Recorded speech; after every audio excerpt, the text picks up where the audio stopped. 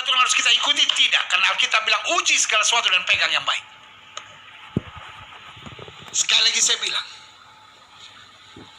kita harus mengerti tentang Tuhan bukan dari kesimpulan pengalaman.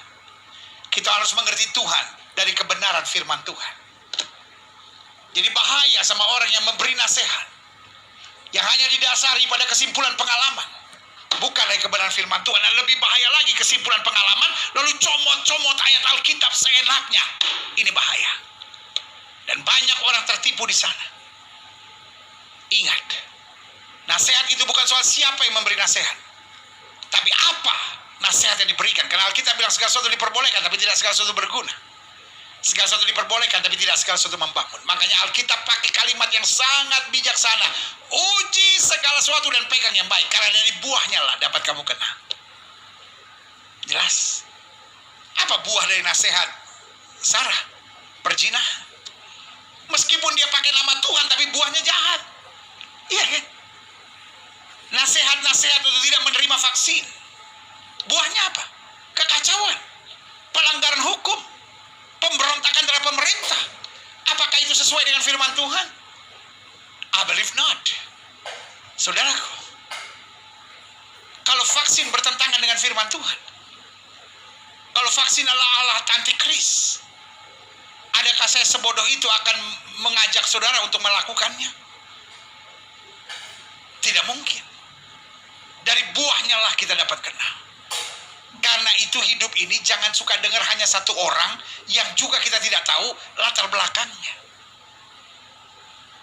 Untuk saya berani katakan, vaksin itu diperlukan. Meskipun tidak semua orang harus divaksin. Karena memang ada aturannya.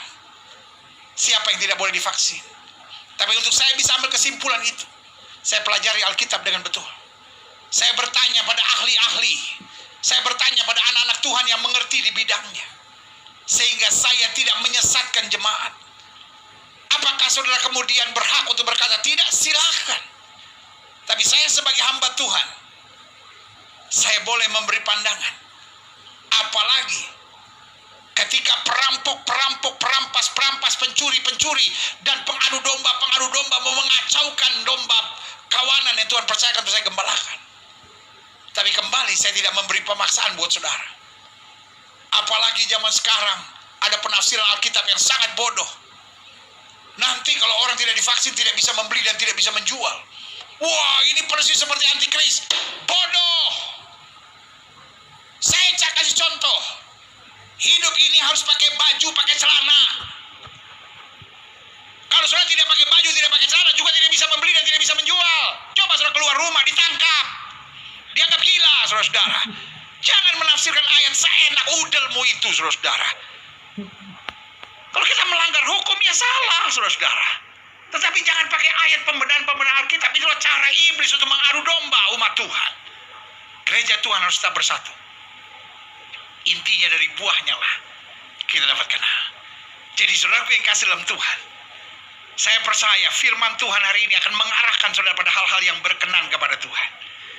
Karena kita diperintahkan Tuhan bukan hanya menerima pilihan dan panggilan Tuhan, tapi bagaimana tetap pada panggilan menjadi berkat dimanapun Tuhan tempatkan. Bayangkan,